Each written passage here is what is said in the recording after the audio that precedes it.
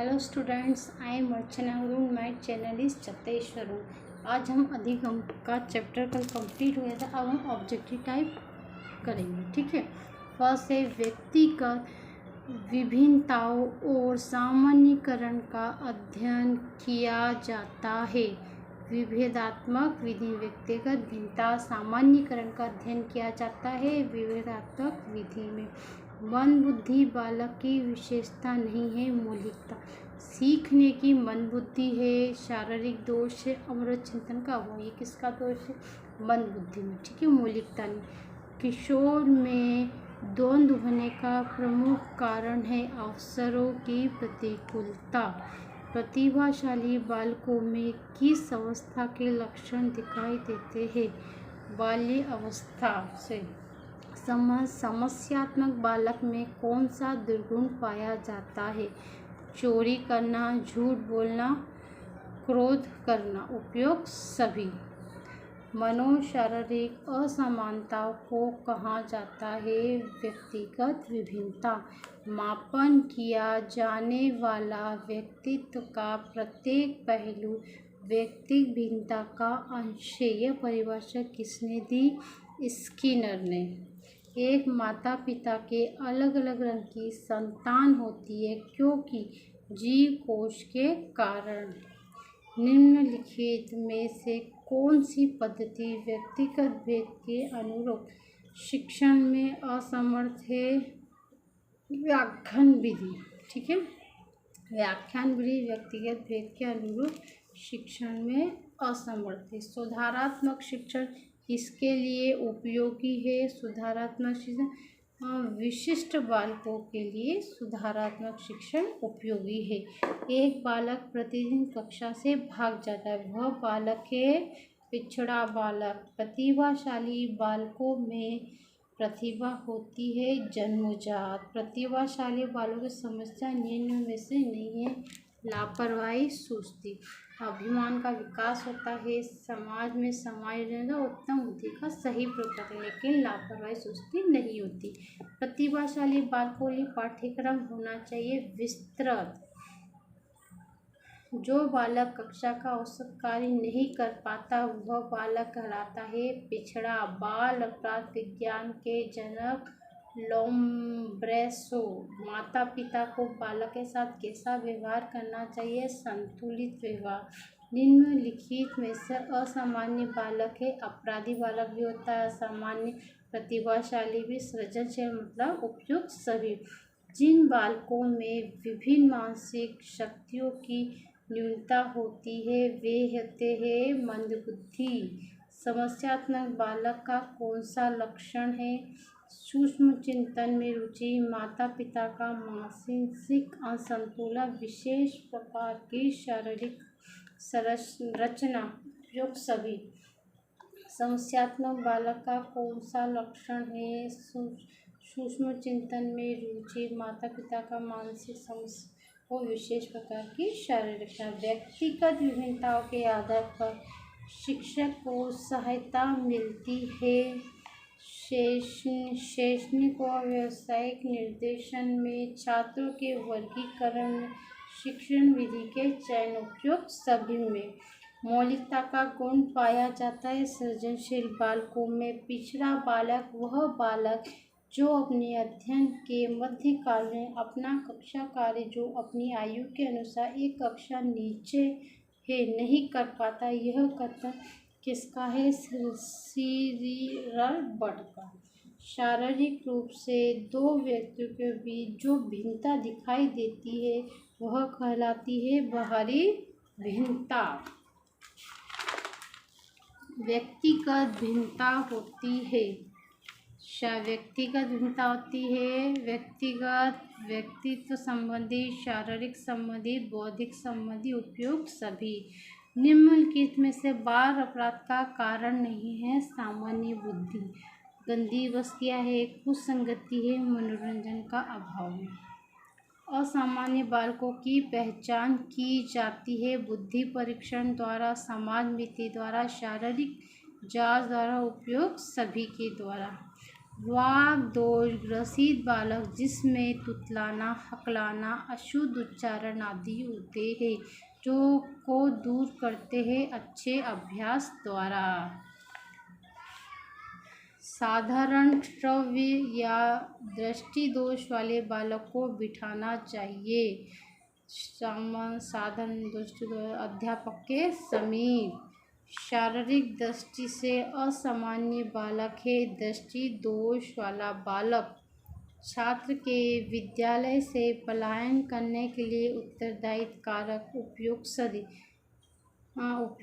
सभी अध्यापक का प्रतिकूल व्यवहार, विद्यालय कार्य अरुचिकर, क्षमता से अधिक गृहकार्य उपयुक्त सभी। व्यक्तित्व मापन के लिए व्यक्ति की पूर्ण सूचनाएं प्राप्त करने के लिए विधि कौन सी है? व्यक्ति इतिहास विधि। व्यक्तिगत विभिन्नताओं के बारे में सर्वप्रथम किस मनोवैज्ञानिक ने अध्ययन किया? गाल्टन।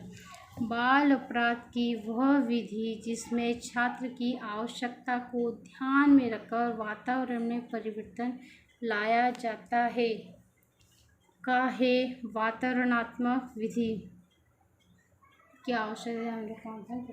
वातावरणात्मक विधि। बाल अपराध को दूर करने के लिए किसके वातावरण में सुधार करना चाहिए? विद्यालय के, परिवार के, समाज। शारीरिक अस्वस्थता, मंद गति से विकास, काम प्रवृत्ति का प्रभाव आदि बाल अपराध के कौन से कारण हैं? व्यक्तिगत कारण। प्रतिभाशाली बालक की बुद्धि लब्धि होती है 140 से अधिक। सामाजिक नियमों या कानूनों के विरुद्ध व्यवहार करने वाले बालक होते हैं बाल अपराधी। मंद बुद्धि बालक के शिक्षण का तरीका नहीं होना चाहिए अमूर्त विषयों का, धीमी गति से होना चाहिए, रोचक उपकरण द्वारा से मूर्त विषयों का शिक्षण। निम्नलिखित में से विकलांग बालकों का लक्षण होता है, उनमें शारीरिक दोष होता है। क्या अब है वर्तमान में सर्वप्रथम माने जाने वाले व्यक्तित्व के प्रकार का वर्गीकरण किसकी देन है? जून की। बालक को आदर्श नागरिक बनाने का दायित्व किसका होना चाहिए? समाज का। व्यक्तित्व का जीव सिद्धांत प्रतिपादित करने वाले विद्वान कौन है? गोल्डस्टीन। व्यक्तित्व के निर्माण का महत्वपूर्ण साधन है अनुकरण। वांछित व्यक्तित्व होता है संवेगी स्थिर। वातावरण के साथ सामान्य एवं स्थायी समायोजन ही व्यक्तित्व है। ये वातावरण के साथ सामान्य एवं स्थायी समायोजन ही व्यक्तित्व। यह परिभाषा किसकी है? बोरिंग की। संगठित व्यक्तित्व में कौन सा पक्ष का विकास होता है? सामाजिक संवेगात्मक पक्ष, मानसिक पक्ष। समान मिति से सामान्यतः किस तथ्य का पता चलता है? तटस्थता का, तिरस्कृत नायक गुण का। व्यक्तित्व का संबंध मनुष्य की उन शारीरिक तथा आंतरिक प्रवृत्तियों से है जिनके आधार पर व्यक्ति अपने वातावरण के साथ समायोजन स्थापित करता है। यह परिभाषा किसने दी है? ऑलपोर्ट ने। यह स्थापित किसके? ऑलपोर्ट ने। व्यक्तित्व के मांग के सिद्धांत के प्रतिपादक कौन है? मुरे। व्यक्ति मांग के सिद्धांत के प्रतिपादक मुरे केशवन ने। व्यक्तित्व का कौन सा प्रकार नहीं बताया है? एक्टोडन। एस्थेनिक बताया है, एथलेटिक बताया है, पिकनिक बताया है। व्यक्तित्व के विकास पर सर्वाधिक प्रभाव पड़ता है वंशानुक्रम का। निम्नलिखित में से प्रश्नावली विधि का प्रकार नहीं है? विचित्र प्रश्नावली, खुली प्रश्नावली, मंद प्रश्नावली, सचित्र प्रश्नावली। स्वमूल्यांकन विधि का दूसरा नाम परिसूचिया है। किस विधि में व्यक्ति के किसी विशेष गुण का मूल्यांकन उसके साथियों से करवाया जाता है? निर्धारण मापनी। किस विधि में व्यक्ति के किसी उसके साथियों से करना? निर्धारण मापनी। निष्पादन परीक्षण विधि के प्रवर्तक कौन है? कार्लसोन व में। घोषाशाही धब्बा परीक्षण का निर्माण हरमन रोचा ने कब किया? 1921। प्रासंगिक अंतर्बोध परीक्षण के निर्माणकर्ता कौन है? मॉर्गन व मोरे। सर्वाधिक प्रयोग किया जाने वाला व्यक्तित्व परीक्षण कौन सा है? रोचा परीक्षण। बालक अंतर्बोध परीक्षण के निर्माणकर्ता कौन है? बेल। वाक्य या कहानी पूर्ति परीक्षण के निर्माणकर्ता कौन है? वाक्य या कहानी पूर्ति करता पाइने टेंटलर। हाँ, व्यक्ति अपना संतुलन स्थापित करने में समर्थ होता है विश्लेषण व निर्णय द्वारा। विद्यार्थी में सामाजिकता के गुणों का विकास करने वाली शिक्षण विधि है। समाजीकृत अभिव्यक्ति विधि। बहिर्मुखी व्यक्तित्व होता है सामाजिक कार्यों में रुचि लेने वाला। बहिर्मुखी बालक की विशेषता नहीं है।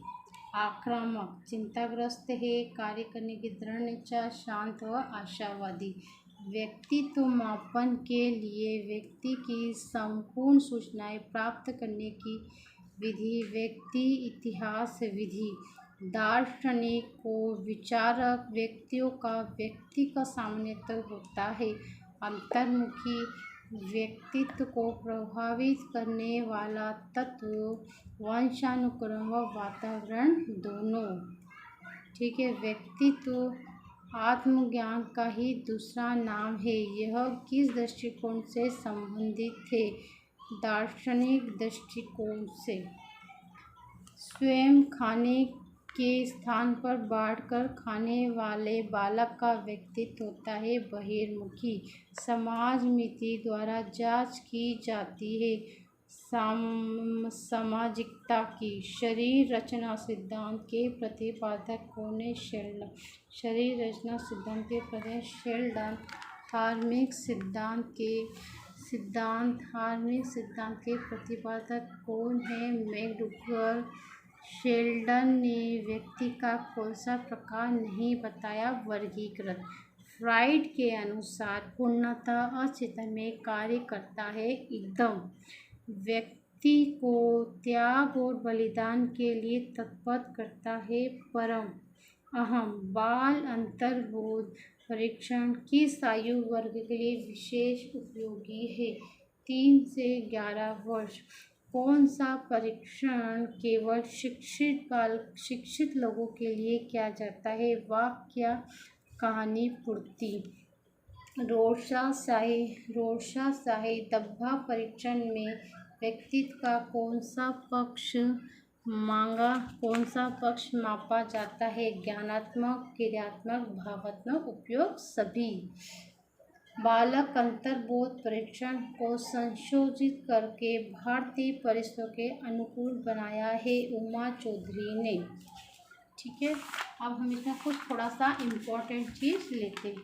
जैसे आपका ये देखिए, व्यक्तित्व मापन के सिद्धांत। मनोविश्लेषणात्मक सिद्धांत किसने बोला? Sigmund Freud. शरीर रचना सिद्धांत शेल्डन।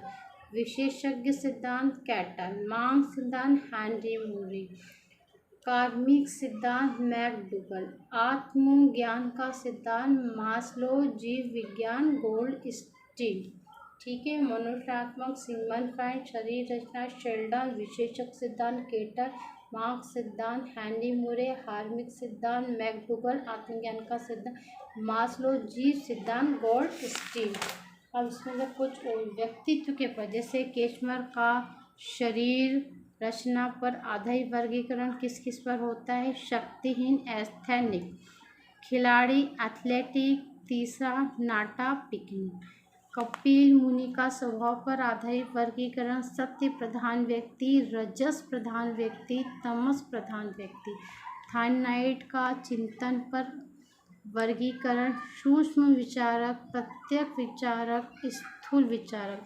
स्प्रेंगर द्वारा का समाज संबंधित वर्गीकरण वैचारिक, आर्थिक, सौंदर्यात्मक, राजनीतिक, धार्मिक, सामाजिक। ठीक है। अब इसमें व्यक्तित्व मापन की विधियाँ। व्यक्तित्व मापन की विधि अप्रेक्षण विधि और प्रेक्षण। अप्रेक्षण विधि के 3 पार्ट होते हैं। अप्रेक्षण विधि की आत्मनिष्ठ विधियाँ, वस्तुनिष्ठ विधियाँ, मनोविश्लेषणात्मक विधि।